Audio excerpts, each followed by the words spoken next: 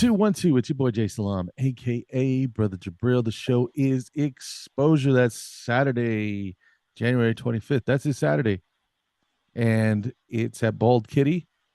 We're gonna have a blast. We've got my man DJ Nimbus on the helm. Supporting is DJ Wildflower and my special guest today, DJ Jason Hilbert, in the house, Houston legend. Welcome to Exposure, my friend. How are you? I'm all right. How is everything?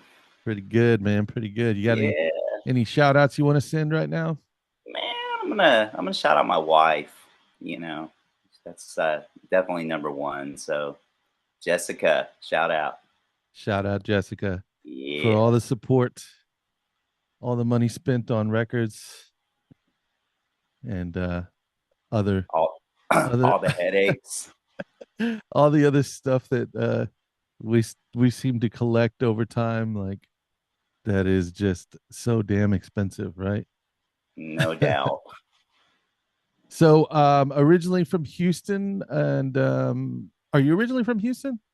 I am. I was born here in Houston, Sharpstown specifically. So that's Uh-oh, Southwest represent. southwest side. Yeah. I remember the first time I went to Southwest Houston in Sharpstown Mall. I Mm-hmm. went to a place called Dream Merchant, Oh yeah. bought a pair of boots, some probably some Dr. Martin boots. That was my And spot. yeah, man. Second floor up in there in the corner. Yeah. Yeah, man. Yep. So yeah, that takes me back for sure. Hmm. You're a Houston legend because you actually have been there's a few DJs who have said that you were essential in bringing house music essentially to the urban market through the urban radio stations that were in town. You were playing house music. What can you speak to that at all? That's definitely very, very true. So I was I was originally hired as one of the first mix show DJs on 97.9 The Box when it first came on the air in 1990. Um, the way that happened, I was in a high school talent show at my high school. We had a group that was actually being signed by Rap a Lot, and Jay Prince put this group together with these two kids that went to my school, and we did a talent show, and a couple of the judges were one of them was an old school DJ here. His name was RP Cola, Oh and yeah. back in the day, Magic 102, before they were, oldies and R&B, they were a hip hop station, and he was on that station. And then there was also this other DJ whose name was Reg in Effect, and he was the mix show coordinator at the box when they first came on. So keep in mind that the station was like new. They had literally only been on the air for like a month or two. And so the way that worked out was, I was playing hip hop, but I was also playing like a lot of, like old, like Chicago joints. And so um, I had a friend who, he had relatives in Chicago, and he went to Chicago and he came back with he had some mixtapes. He had some records that he bought there, and the mixtapes were from the radio station was WBMX, and those mix shows happened to be the Hot Mix Five. So, Yeah. you know, we're talking about just legendary guys like Kenny Jam and Jason, Yep. Farley, of course, Farley Jackmaster. Yep. Julian Perez. I think he Jumping was he Perez. was Yeah. yeah, he came in late, and then Ralphie Rosario. He was a Chicago dude back then. So I kind of caught the bug because like it kind of it spoke to me differently. I really, I got into the hip hop thing, and I mean, at my core, like I'm a hip hop DJ. I always have been. I got into the house stuff like really, really heavy once I found out that it was just there was just such a like DIY ethic to, you know, the way that this music was being made. And then also, you know, it was just very discouraging because like you couldn't get records in Houston. I mean, it was terrible. So um I started mail ordering from oh, what store was that? There was like Imports Etc. in Chicago. There was Gramophone, which I think is probably still around. So what they would do was they would send out these mailers every week, and basically it was like a flyer. So if you ordered music from them, like they would put you on a mailing list, and they would send you like basically like a little bit bigger than a postcard, right? And it would have like top 10, like top 10 house, top 10, you know, hip house, whatever, whatever, right? And you really didn't know what any of this stuff sounded like because it wasn't a situation where you were in the record store and you could have somebody play records for you. You had to buy this stuff blindly. But, you know, back then it was like, you know, you would look for labels that you noticed. So back then it was like a lot of DJ International stuff, a lot of stuff that was like Tracks, I guess, probably. yeah, Chicago tracks, but Chicago tracks, like their pressings were just, they were garbage because they would use the, you know, just really, um, you know, bad recycled vinyl. So you just never knew what you were going to get. So, uh, what you would look for was a lot of these records would get licensed in London. Okay. So there were labels like Jack Tracks. Are you familiar with that? Do you Oh remember yeah, those? yeah, Okay. definitely. So Jack Tracks was a good one. And then also like, you know, you would also have like London records like FFRR. And what was really good about those pressings was they would press these records on virgin vinyl. So if you had like say for example like I don't know, like a Jamie Principle record, right? So going back to like the Chicago side, you know, if Frankie's gonna or if Frankie's gonna put out like a Jamie Principle record, he would always use like the same two dudes to remix them. So you would always have like it was always a Steve Hurley remix. So, and then there was always like a Mike Hitman Wilson mix, which was a little more, you know, that was a little more street sound. I guess moving back to your original radio question. So I got picked up on the station, and that was my first radio station that I was on. That was the Box, and so the original program director, his name was Robert Scorpio, and he had just moved Oh yeah. here from Washington D.C. And he worked at WPGC, which was the station where like Doug Lazy was an air personality. You also had like I think Tracy Young was spinning on that station at the time, and you know they were playing a lot of house because house was big in DC then. You had all these mix show guys on the station, but nobody wanted to mix overnights on the weekend because they were getting their money in the clubs, Right. right? So I think I had like a Saturday night gig and I didn't play on Friday night. So I was like, okay, well, you know, why don't you put me on at like 1 a.m.? And I was on from like 1 to 4. And dude, it was great because I would catch all of those people that were in their cars coming out at 2 o'clock after the clubs closed, right? You know, I'm playing all the regular like, you know, whatever the rap stuff was at the time, but I was also you know, playing some up tempo stuff also. And you know, originally it kind of just started out with you know some older stuff like maybe for example, like maybe like a Cybertron Clear or like a Right. Planet Rock, that kind of thing. But then the longer that I started doing it, you know, I started, you know, okay, I'm gonna mix like some Fast Eddie now, or I'm gonna play like a cool Rock Steady record, you know what I mean? So it was still rap and but it still had that same tempo.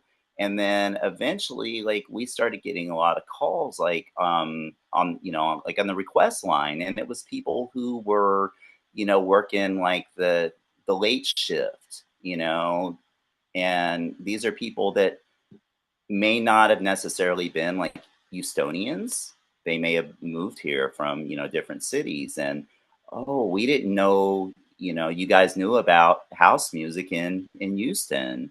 And I was like, oh, wow. So then, that kind of gave me the confidence to start playing some more of that stuff. And then, and then eventually I started getting, like some different air shifts at some different times a day. And I could, also incorporate some of that stuff also. And then, and then eventually you had records that were starting to cross over, like, what was it, like Ray's, like Break for Love. You had Right. like, some of the early like Crystal Water stuff, like the Basement Boys joints, that kind of Yeah. stuff. And, so you could play that stuff in moderation. I wasn't gonna do that for like, for like the full hour. But, if I could, sneak in like 3 or 4 of those and, in I an hour, definitely then remember I would hearing do that it. Yeah.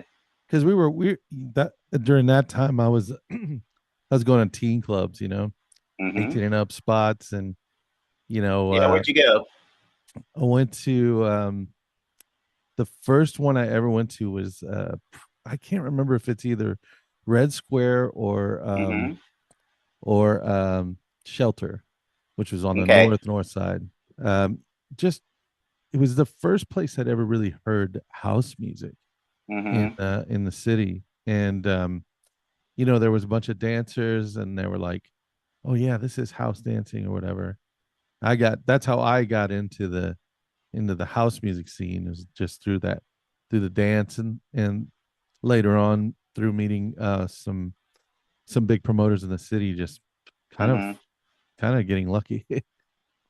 I want to change speeds a little bit Yep. Oh to yeah. Go talk a ahead. little bit about your what you feel influences you. And that's the way I'll preface this. I ask people to finish the sentence, I DJ because, and some people think a little bit deeply into it. Other people just are like, I'll just like playing cool music. I think now, like, I'm like 40 years in. I've been doing it a long time, and it's so ingrained in me now. And I think that finally, like, I've kind of reached a place where, like, it's just I'm kind of free to do what I want, because I don't have to rely on DJing as, my sole income to pay my mortgage and feed my kids. Like, I have a job, that does that, because, like, I think the music that I'm playing is just, it's an extension of who I am, because there's so much history and so much, that has kind of gives people a sense of who I am, because I'm not just playing records just because they're popular anymore. What I think I heard from you though is you DJ because it's who you are. It's like, this is Hmm. what I do. This is me. So you DJ because it's your identity as a DJ. It's like you feel that connection with people by playing music. Is that more or less right? Yeah, for sure. And Yeah. crazy, crazy. What do you let's change speeds here because I want to talk about technology in DJing. I know that you're I think what it's Serato DJ. Yeah, I use Serato. Yep, yep. Okay. So besides the convenience of not having to carry this stuff around everywhere, what do you think is the good and the bad of having technology like that? I think technology is great if you know how to use it, if you understand it. If you don't, man, it can be a bad headache. And I get so tired of like you know, the old dudes, like the get off my lawn guys that are like, "Oh, you don't play vinyl," and well, Yeah. guess what? Try to find current vinyl. Good luck, buddy. You can find some things, but it's not like, back in the day where you could, go and buy your 30, 40 records every week and you were set. So, like, I love technology. In fact, like, I feel like a fool because I have 20,000 records in my garage that I can't do anything with right now. So, and I get really frustrated every time I look at every one of those records, and it has a price tag that says $9.99 on it. You know what I mean? I'm like, Yeah. dude, I spent so much money on Oh my music back God. in the day, and it's like but I guess that was a different time because like, music had a much longer shelf life. You would play records for like, several weeks at a time. Like stuff now, like when you're just downloading, I mean, it's like some stuff you play one time and you forget you even have it, you know what I mean? So, um but yeah, I think what you said about carrying records, that's the biggest issue. I mean, that was the worst was, when you would show up to the club, everyone wanted to carry your records in, Mhm. right?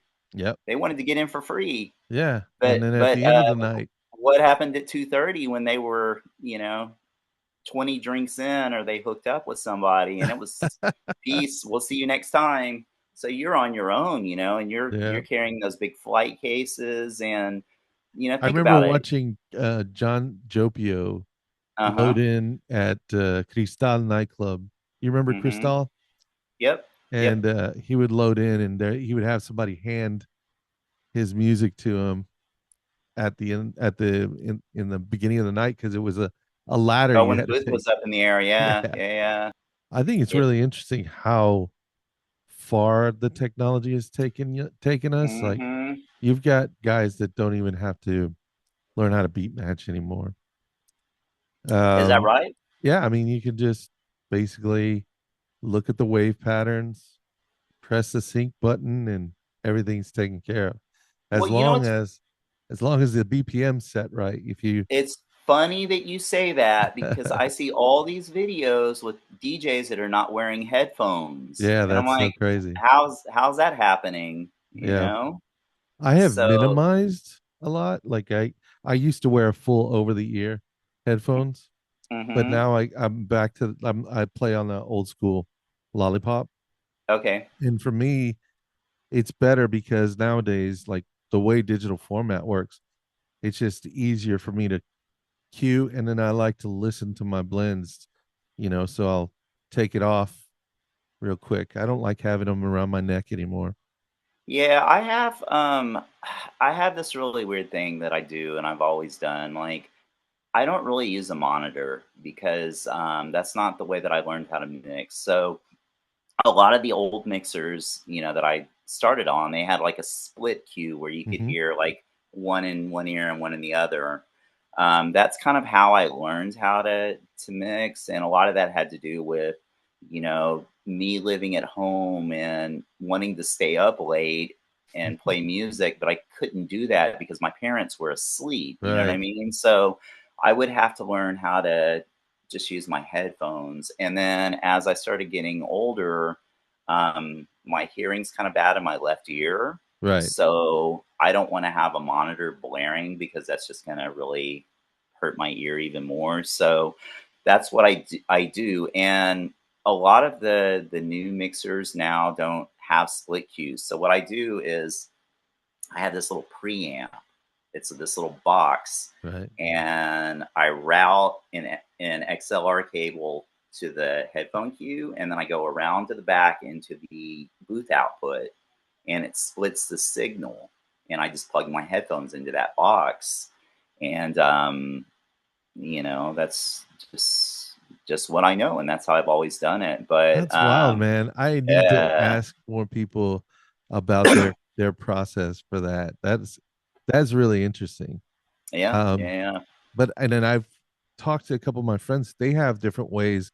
Like they like they like to think about beat matching. hmm, I mean, because for some people, having one thing playing in one ear and one another in the other ear, it's just too much, right? Like it just could be sensory yeah, overload to try and handle. But that's that's that's crazy because I kind of learned a couple of different ways of cueing, and that's I could cue pretty easily on either ear.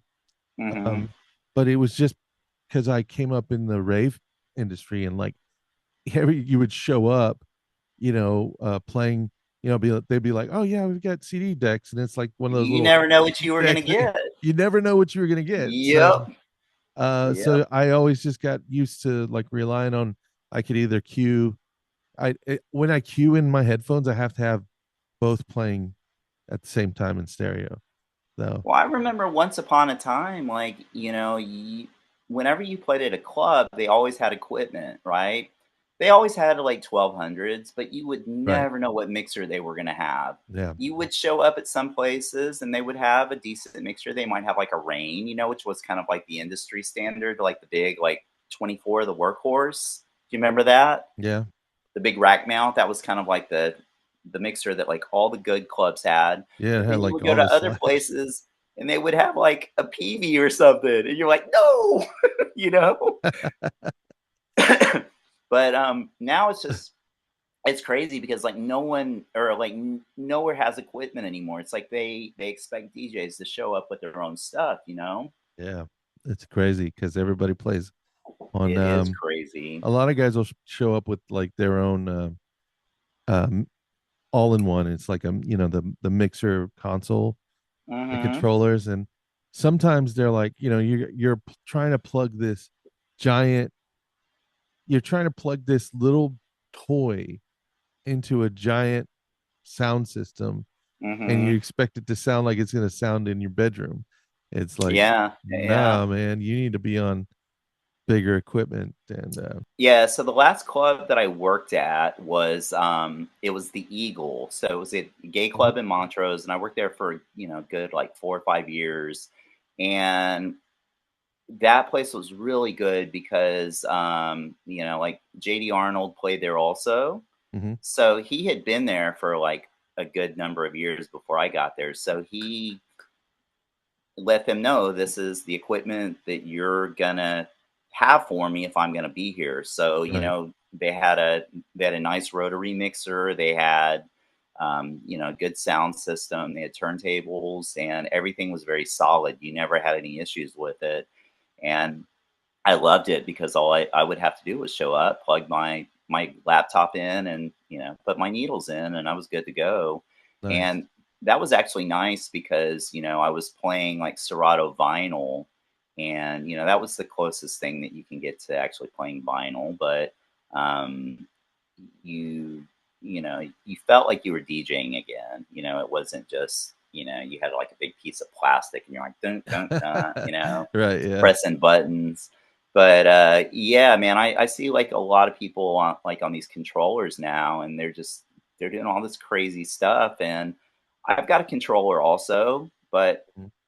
I probably only understand about 30% of it because I don't know what a lot of it does, and that has a lot to do with me not really understanding how to use it.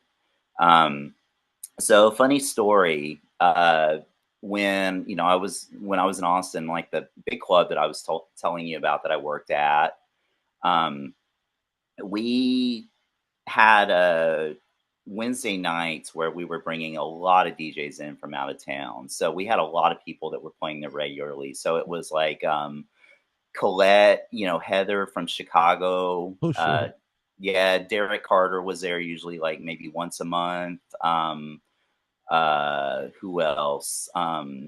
You know, Richard Humpty Vision. We Probably also Bad Boy did some Bill.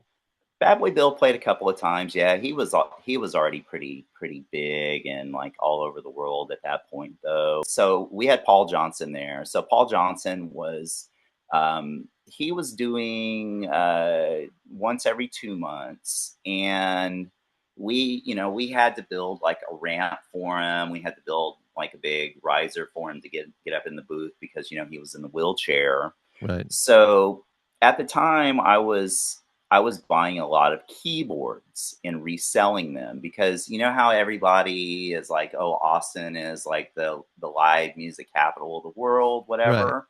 Well, that was partially true, but the thing that people don't understand is that like a lot of people come to Austin, they want to be musicians, but they don't make money, right? Right. They can't pay their rent. So what do you think happens? They're They pawning their pawn their shit. they pawn their instruments. Yeah. So I was buying up a lot of keyboards and reselling them. So I had this keyboard. It was a Prophet 8. It was a Ooh, Roland. Nice. Yeah, and so this is the crazy thing. So I had that Prophet. Um, Paul Johnson wanted it, and he traded me a 909 for it, right? So in my mind, I was like, great deal. I think I paid about 200, 300 for the keyboard. The uh, the 909 at the time was probably worth about a grand, Hmm. right? And he gave it to me. I kept it for a few weeks. I didn't know how to use it. I sold it. I think I sold it for like 1,200. Okay, Right. so here's the crazy thing. So I'm thinking, wow, I made some money. So if you look up that profit now, do you know how much that thing is? Oh man. 25, 30 grand. Yeah. Yeah. Somewhere around And there. so yeah, so after he passed away, Yeah. Rest rumor in peace. has it that yeah, I heard that Derek Carter actually has the keyboard now, so Oh, it went to really? him. Yeah, yeah, Nice. yeah. Oh yeah, so I remember we were the first club that brought Paul Oakenfold to Oh, Texas. wow. Yeah, and I remember it was like about 15 degrees outside that night, and the club was completely at capacity. The only way that you could get in is if anybody left.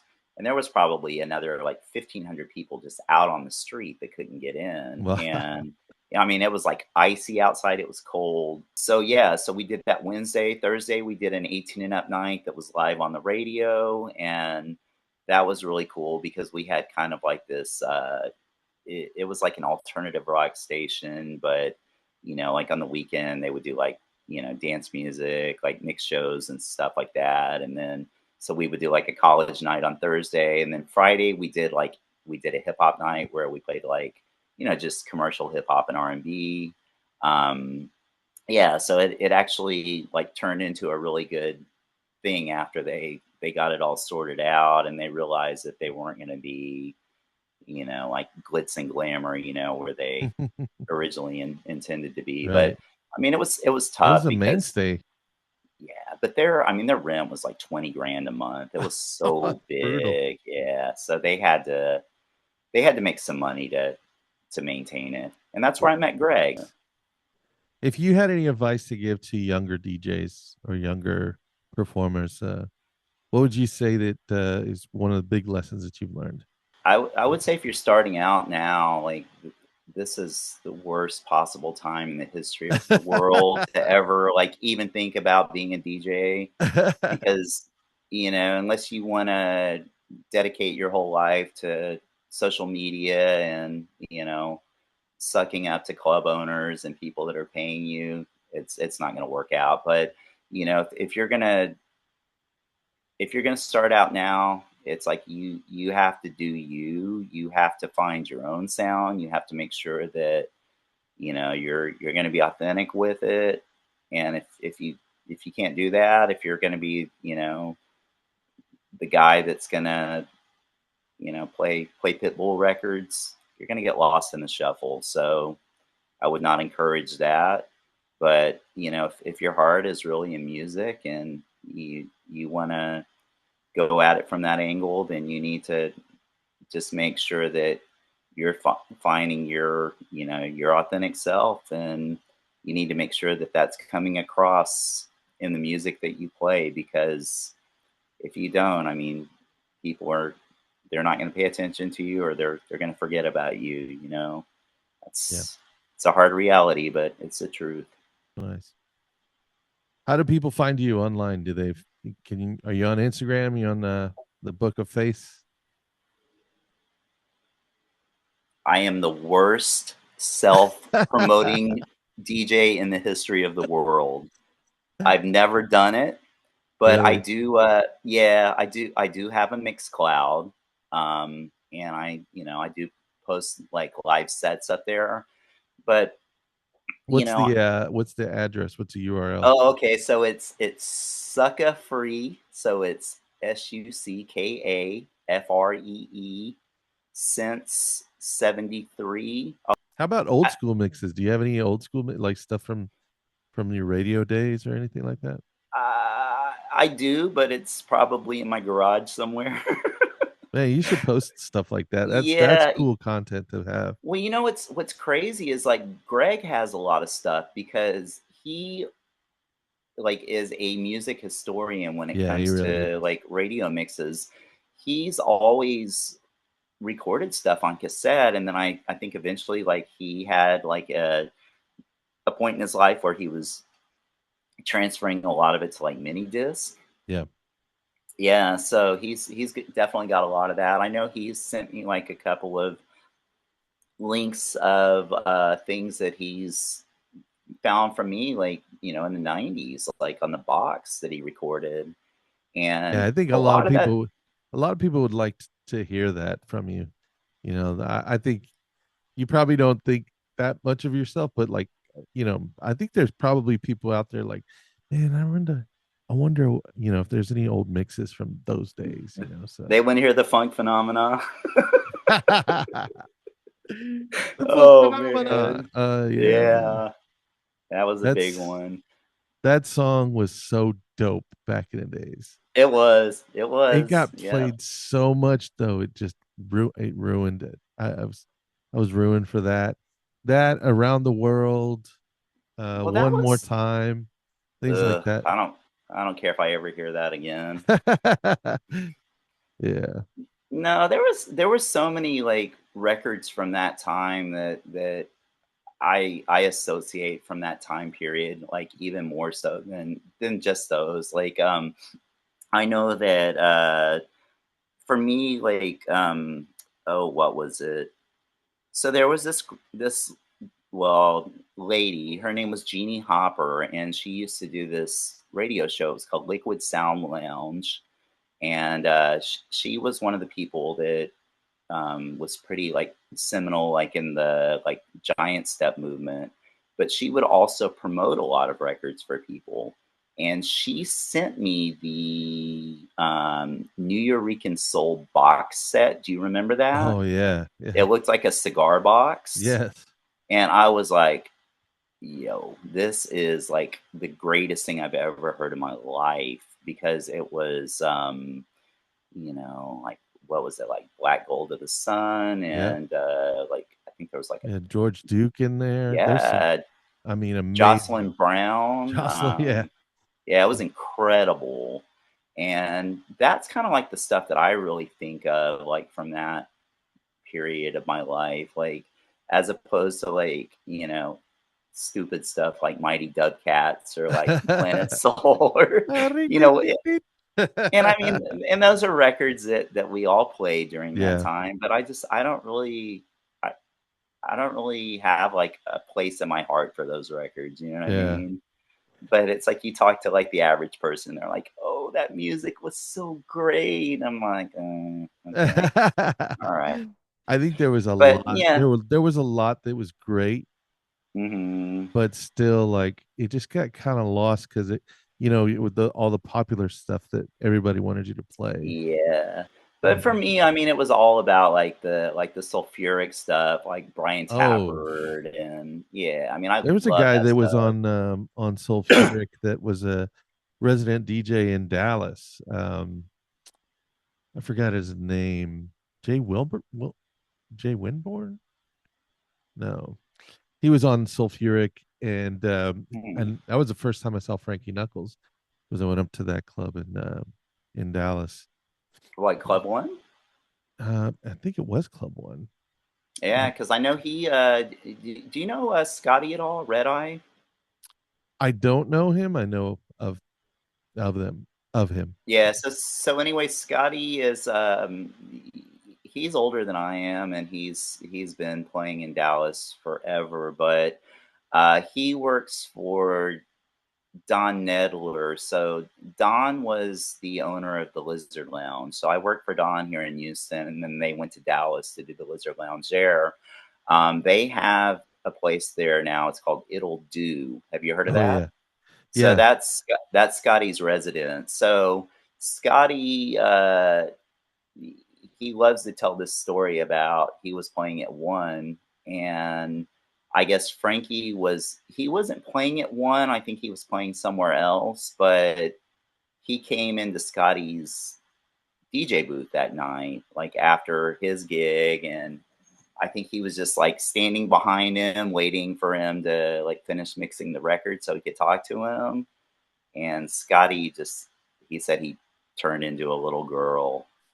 You know, he was like, you think you're nervous when somebody's in your DJ booth watching you and you're trying to mix a record? You know, you have no idea what it's like when Frankie Knuckles is that person. Yeah, I can only imagine. Yeah, and I mean, and you know, he's the sweetest guy ever. So, you know, I was like that God, with that's just Tony Humphreys. First time yeah. I met Tony Tony's Humphreys. he's very very nice guy too. Yeah. Yes.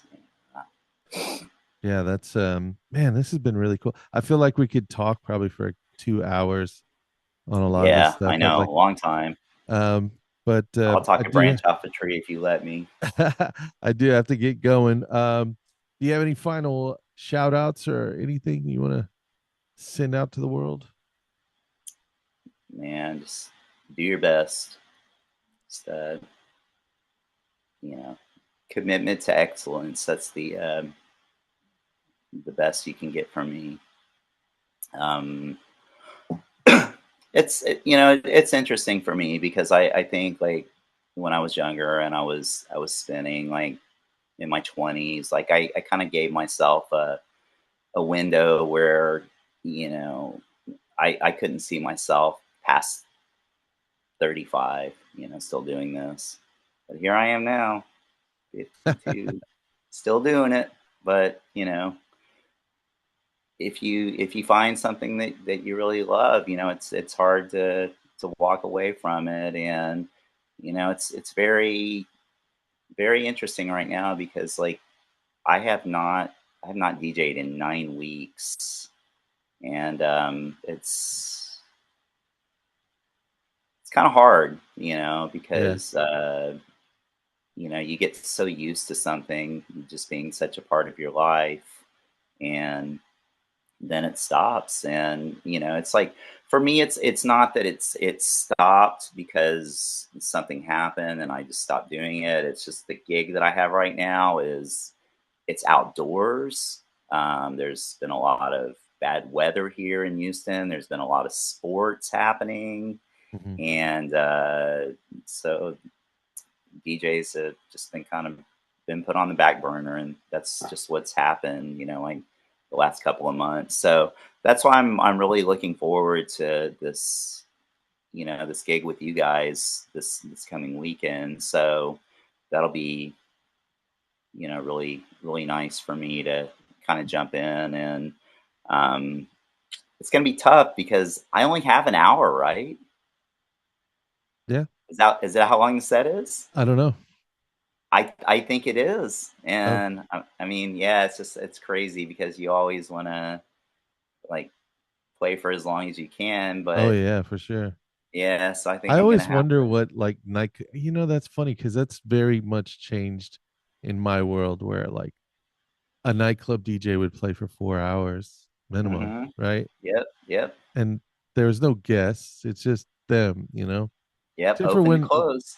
I would go see like my when back in the early days in the club days, um, Jason Navarrete and Christian, Yep. they were really good friends. I became really fast friends with those guys, and I would Mm-hmm. just watch them play all night. Like they weren't the Cracker Nuts back then. I think it was like Flip Side or something like that was what they called themselves. Oh, that was way back. Yeah, Okay. but I would Yeah. just be fascinated with them kind of going back and forth. But Mm-hmm. I now that I think about it, I'm like, man, DJs just used to. There was just like one DJ.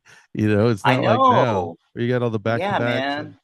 Now yeah, it's like, you know, you've got like four DJs and, you know, like a 4 hour slot and you know, you're just getting warmed up and then you yeah, and get it's so much so that people are only used to playing an hour or only used to playing maybe an hour and a half.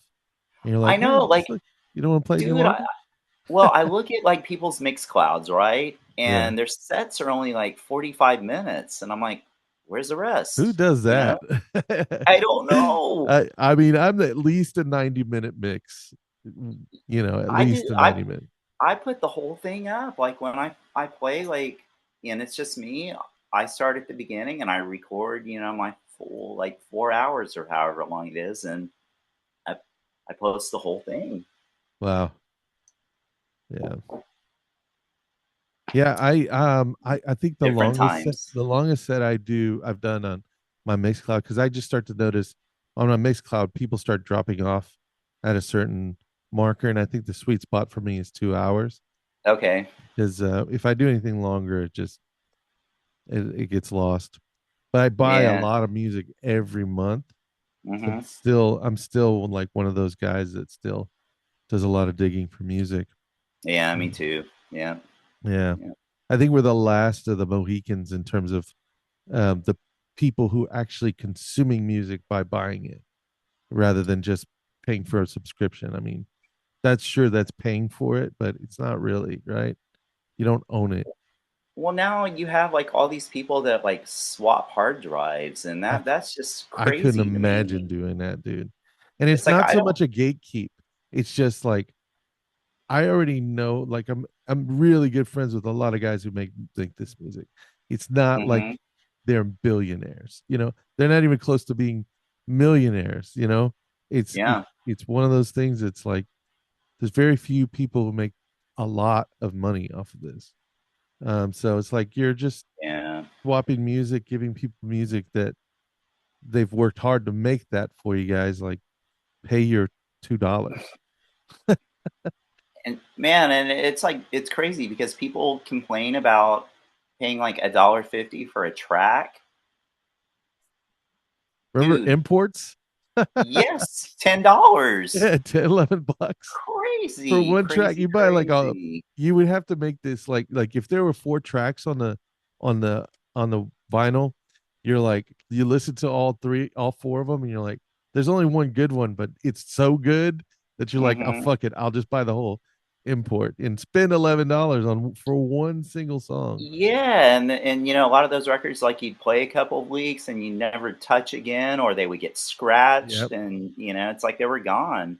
Yeah. But like I've been looking at like Discogs a lot lately because I have um I have like a very, very big collection of like reggae and dub, like 7 inches that I've amassed over the Wow. years.